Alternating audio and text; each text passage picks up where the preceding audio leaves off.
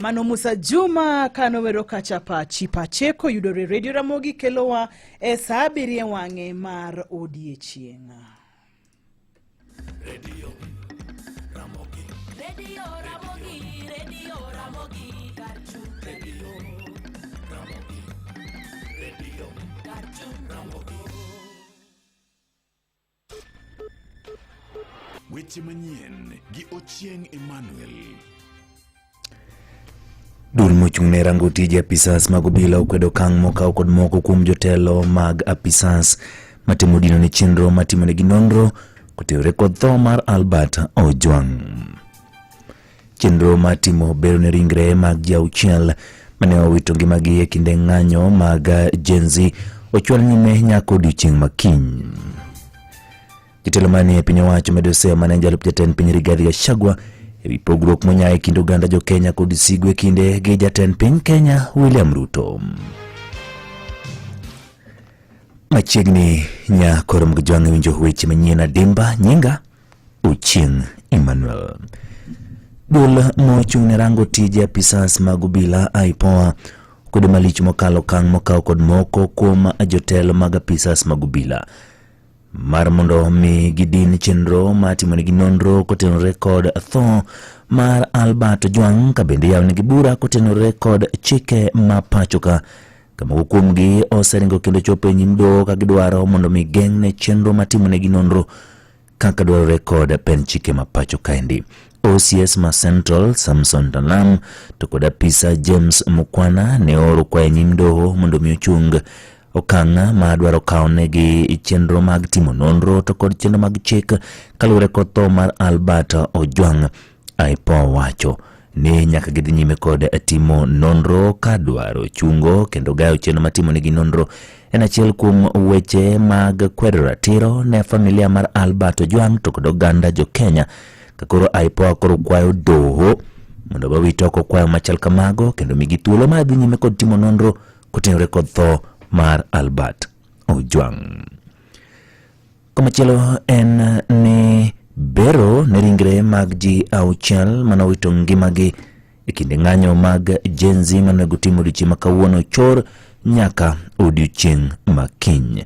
Direkta mano mar Haki Afrika mabende oting'o kanyo Khalid Hussein mochung'ne jogo makendo ratiro mag oganda ne oyango ni bero nego tim odiechieng' ma kawuono. Kata kamano okang' mar chwalo nyime nyaka odiechieng' makiny en toka moko kuom lakteche no yango ni gionge machiegni odiechieng' ma kawuono mar mondo mi ne gitim chenro machal kamano ka gichwoyo wang'gi ka ji 6 gi gin mago mawachore ni achiel kod magina mag apisas mag obila e kinde ng'anyo manobagi chieng' tich adek juma mokadho ka kweth mag Gen Z ne hingo kanyo higa achiel to kane bag ng'anyo higa mag 2024 kane gidhiro kendo gikwedo paro mar chik mar omenda. Familia mag ringre jogo manowito ngimagi ne ochopo e kar kano ringre ma Nairobi Funeral Home kama nego bagi chenro mabiro odiechieng' ma kawuono. Kata kamano yangre ni chenro makamano ok dhi timre kawuono kendo ibiro bago odiechieng' makiny. Tumeelezewa kuwa madaktari leo hawatoweza kupatikana na wametuomba kwamba tufanye upasuaji kuanzia kesho Jumanne. So tuko katika hali ya kuwasiliana na familia pamoja na IPOA na wengine ili kesho saa 3 asubuhi tuwe tayari kuanza upasuaji wa hiyo miili. Miili yote 6 inatarajiwa kufanyiwa upasuaji kesho. Jotelo manie piny owacho medo seyo mane jalup jatend piny Rigathi Gachagua ewi pogruok monyae kind oganda jo Kenya to kod sigu e kinde kod jatend piny Kenya William Ruto. Jatend migawo mathieth Aden Duale wacho ni Gachagua ok mor gi okang' mar rwako migosi Raila Amolo Odinga kod lange piny owacho ma manywanda kaka yo mar wiyo oganda jo Kenya kanyakla.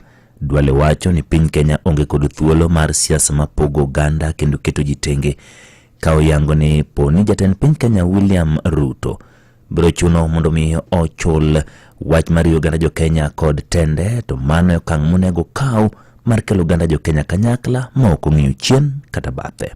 Huyu Gachagua hata niseme siri, shida yake kubwa na sisi na Mheshimiwa Ruto alisema usiunganishe wa Kenya na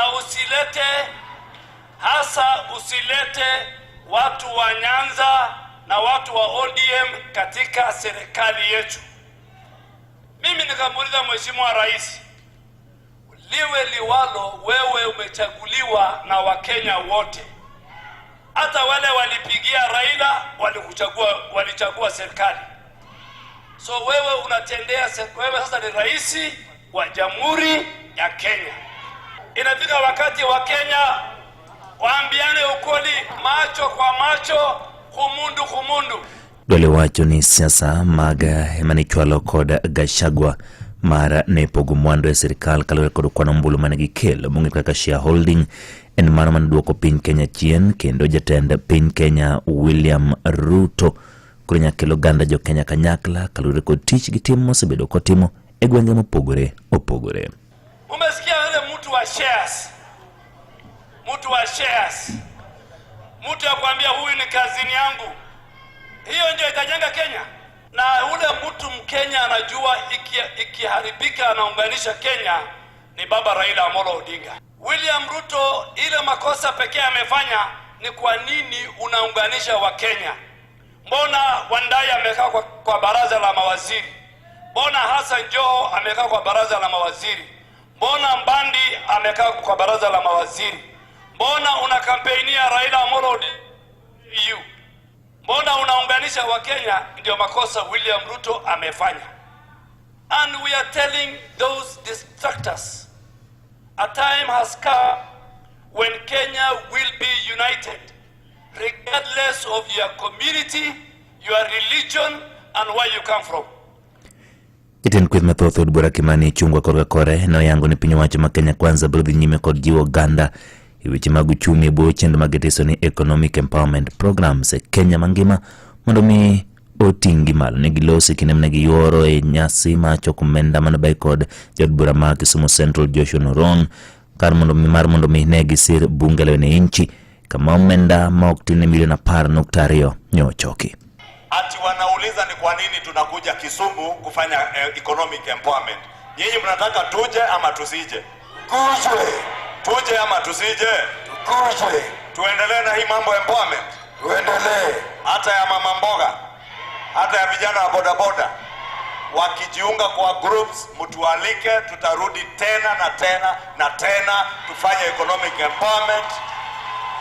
Sababu sasa ile pesa tunaleta hapa, hiyo maybe ningeenda nichukue nipeleke watoto yangu holiday, si watafunga shule mwezi wa 8. Lakini kama itakuja iboreshe maisha ya mtu mmoja Kisumu, mama mboga mmoja ama kijana mmoja awe na maisha bora zaidi, it is money spent better than going to enjoy myself with my family. Kweli siku sasa wale wengine unasikia kazi yao ni maneno, matusi, mambo ya migawanyiko, siasa zisizo na mwisho. Mokum Rowere County Migori dwaro mondo rowere ka gino chwalo ng'ur magi ne piny owacho yorandika kendo dwaro romo ma ibeti piny kod piny owacho matiko ng'ur margi kar bago ng'anyo makinde ka kinde. Jojuma Nigiler. Rawere gi kao telko Jacob bunge la wananchi e sub-county masondwes Freddy Kouma wach ni onge tiende mondo jenzi ober kadhi e ng'anyo pod koro miyo mokuomgi pod witongi magi kendo mondo iketho.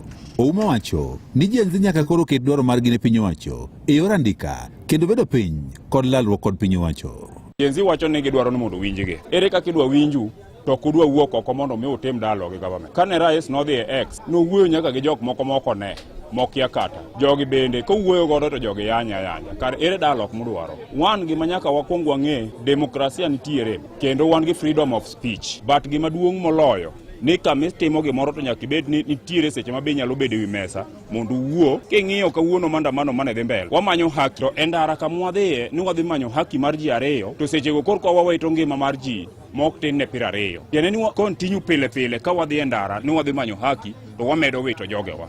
Mae ne osir kod Evans Ochieng' mane wan jenzi nyaka koro bed jo adieri kendo ke dwaro margi ne piny owacho e yor andika.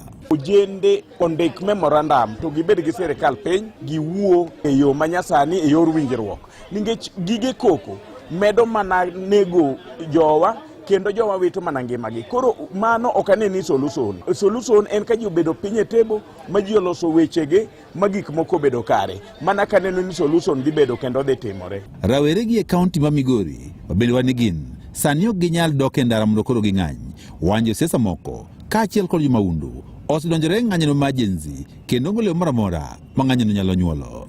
An akwayou kaka jenzi ni ng'iuru gini kwa makini.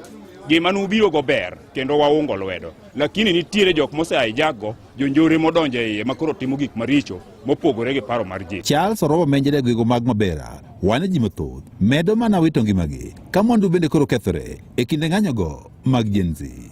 Lakini wanapotoka pale labda kwa ajili ya kutafuta haki yao, kuna wale watu ambao labda ni majangili, majambazi na wengine ni wezi, wanaingia kati yao, wanaharibu yale maandamano. Kwa hivyo mi kitu ningetoa kwa ushauri wangu kwa hao majenzi, wafanye maandamano jinsi katiba inavyosema. Si kwamba ukute mwenzako amefungua duka unaenda kumpora, ama mwenzako anaenda kuuza unampiga na mawe. Kwa hivyo ningewaambia wa hold their horses kidogo up to 2027, ndio jinsi katiba inavyoturuhusu ndio twende kwa election. Raweregi wacho ne jogo mokmor kod tend jatend piny Kenya William Ruto koro nego rit nyaka gimagare ko pare kod abiriyo mondo gigombulu ne ng'ama gidwaro. Sasa hata tukitetea haki yetu ya kwamba sasa majenzi wanakufa, ukienda hiyo siku tena tunakufa zaidi. Si afadhali tuachane nayo, kila mtu afanye biashara yake. Majenzi waache maandamano, tukae venye tulivyo. Kama atakuwa miaka 10 bado tutakuwa tu hiyo miaka 10 na yeye. Kama atakuwa miaka 2 yenye imebaki bado ni sawa. Sisi mahali tutaendelea na president wetu bado tuko sawa tu. Wananchi wanaounda maandamano ni wenye wako na pesa,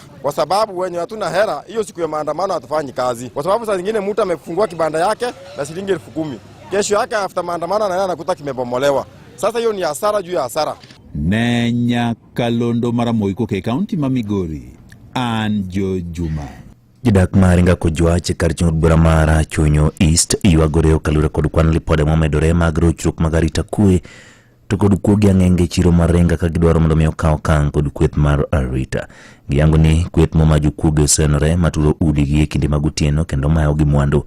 Otieno mangeso johala jarero nyango majegni 40 ne onegi kod gima pod ok oyange chiro marenga tok ni wuok e chiro ka ochomo pacho. Wachore ni kwethno ne omanore kod gige lweny mager kama noting'o panga kaachiel kod runge mamoko kane igogono Jared kane odok pacho kowuok e chiro mar Ringa ka gitong'e go panga kendo gige lweny go ma ocho wito ngimane kapok ne gimeyo gigo mane gintiere godo kendo gringo gilal. An George Oranga, an owad gi Jared Yango Lo, manager maundu obeto gotieno. Akwayo serikal mondo odonje e wachni mondo justice mare oyudre. Security ma around the area osebedo marach. Wakwayo mondo security obed improved. Jodak gono bago ng'any mamul nyake par obila mar Ringa wi medruok manjore ka gikwayo gi mondo mi gipudho ko jonjore moseweyo ka ok ginindi. MCA Mako Jwachod Joan Ogada ne okwedo malich mokalo lipode mag rochruok mag arita kwe mosemedore gwengo ka gikwayo mondo mi kweth mar arita sub county no koro medie kwan patrols e boma to kod e chiro mar Ringa gi alworane. Apart from nek madembele gikuo miwachogo nitiere joma dowuok maturo dowudi an gi ute ariyo Ringa bana makoni osetem pur ding'wen. Bas mara ariyo ni nechula ni kula manyi ng'ato ni dei odaka manyita dake mwalo niche gituro magi kawo ilbos nesote ng'ama nokwalo king'eni ni kwalo gimoro gajet moro adhi yudi ito se kwala ding'wen ma ika mara abiriyo omoro oproyan gino kata kwa itime kuro kwe balosies giteko mayugodo kabeto ohala chabi dar kacha. Ero nyaka jesani nang'eyo ni nitie gimoro matimore between johala mar umageno ng'ato gi officers. In the last 2 months, no moda mar biashara ringo picho, mokwal rate na mar 45,000. Major Tedwa, let us give them ample time to do their work. Wagi Land Rover, one of the patrol. That's a female car, I think a mountain number plate. People for any patrol, brother. Malaki, very good, you're not supposed to get to you.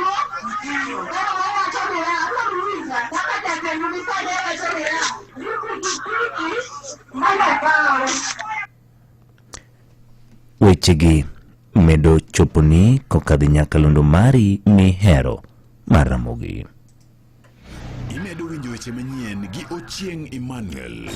Jogo manosomo skunde mopogore opogore gwenge mag Nyanza okwa mondo miyo doge pacho kendo sir skundego kaka yo mane onegi dongore kendo ber ndadhu mar somo e gwenge ma Kaluo ahinya te Luo Nyanza. Ma en kuwe mogol kod mama Aida Odinga ma bende nokwayo jogo magin jolony mosedo tije mopogore opogore to kod mago mantiere gwenge mopogore opogore mondo miyo dogo tudre kod skunde mane gisome Kenya weche mag somo kendo siro jopuonjre mago ma ok nyal to kod manyalo to kod bero ndadhu mag somo e skundego.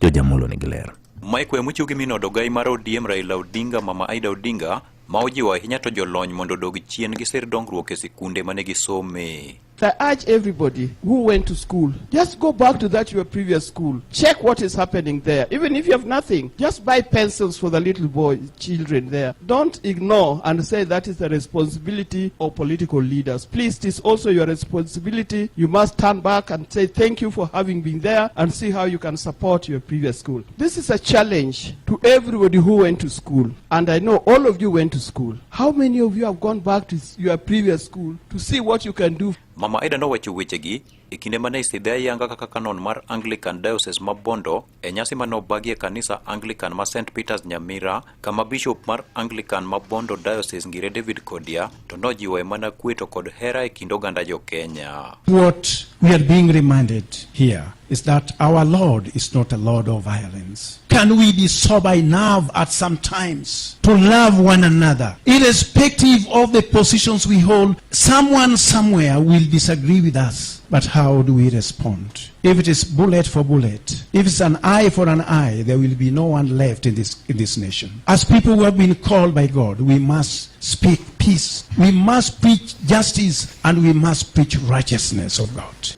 Bishop Kodia bende noseyo wach ndhicho to kod nek ma ithoro tim gi obila e pacho kae kowacho ni chandruoge ma pacho kae ok nyal tieko gi lweny. When we see a dead body on the road and people step on the dead body, assume that it is your daughter, it is your brother. You'd wish someone could stand with you. That's why we have to stand with those who are marginalized. Even those who are wielding rungus, they also need to appreciate that rungus cannot solve our problem. Kenyan problem can be solved when people sit down and they accept each other. That's when we can solve our problem.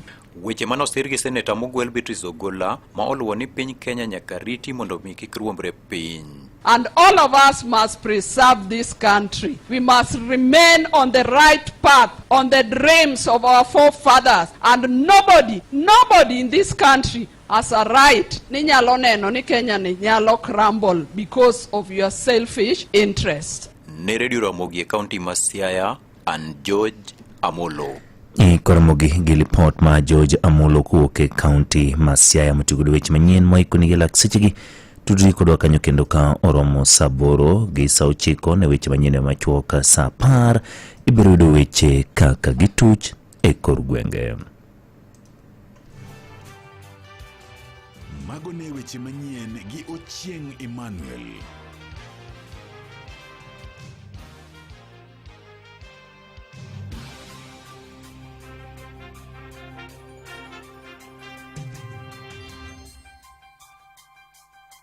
Ramogi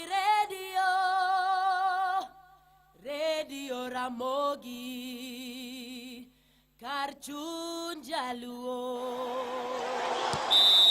Weche tuke e Radio Ramogi. Director mar ng'wekinda ma Nairobi City to kod riwruok mar ng'weche pacho kaendi Athletics Kenya kadho kuom jakom mar were Barnaba Korir koro singone oganda jo Kenya ni gisetimo ikruok makare ne ng'we mag Nairobi City Marathon migeno bagi chieng' Jumapil jumani. The preparation is going pretty well. So far, it has gone extremely well, beyond expectation of Athletics Kenya. We have the 21 kilometers already closed. The marathon is a few people remaining. The 4K, of course, that is for the corporate. 10 kilometers almost closed also. But I'm urging pro runners, professional runners, to try to register the 21K because it's almost closing. And I'm sure current attitude that we register last minute, it might be too late for them. Koribeno yango ni engwech ma higani jongwech mopogore osendikore mawuok e pinje ma ok tin ne 78 kod 8 ma igeno ni ibiro piem e ng'wego. And we are going to have a press conference on Wednesday that we will release the list both locally and international. We have 78 registered nationalities that will be participating, and we have countries like US, China, Britain. We have the largest number from India, 78. We have China, 98. We have Britain, 75 who have already registered, and the corporate bodies that have already registered. We are Jatend migao mar teko e Kipchumba Murkomen koro yango na bro sero team mar APS Bomet ma koro yudo thuolo mar mondo mi obi otugi lig ma pacho kaendi to kuwuok e National Super League ka gibiro bedo ka gitugo league ka season biro chakore. Murkomen wacho ni gie sani giketo maino margi mar mondo mi gibi gine ni timno odongi league kendo tugo eyo makare. So that comes with huge responsibility, I know, but we will work together to ensure that our first achievement is to ensure that at least you are on the top, yeah? You finish among the top teams in the Premier League, yeah? Then, as you say, progressively now you can move to winning the cup within the next 3 to 4 years. That's a very good and realistic, very realistic vision. Nyasi mabende ne okelo kanyakla kweth mag apisas mag obila mawuok e APS Bomet. Jalupo gai mar apisa mag obila Gilbert Masengeli mabende ne oyuoro ne oyango kendo nyiso yie mare ni APS Bomet en mana ma brotio makare. Par ni APS Bomet ne otieko namba 2 tok Nairobi United ka giyudo thuolo mar mondo mi gitug league season manyien. We are sure we will stop at nothing, but we co-grab this champion of the KPL. Manimokeli giko mar mi weche mag tuke nyinga Ochieng Emmanuel. Awinjo weche tuke e Radio Ramogi kar chuny jaluo. Ramogi Radio Ramogi kar chuny jaluo. Tulona mar bede studio serumo kata rumo kiki sudi nikech awiye lwedo mabeyo sana lwet Lydia Koth Nyalego gango dhita e chenro mar Donse Monday edition. Kanya sach koriti morita watudre sa 12 wang'e Ramogi TV adhikelo ni chenro mar penj laktar oriti masani.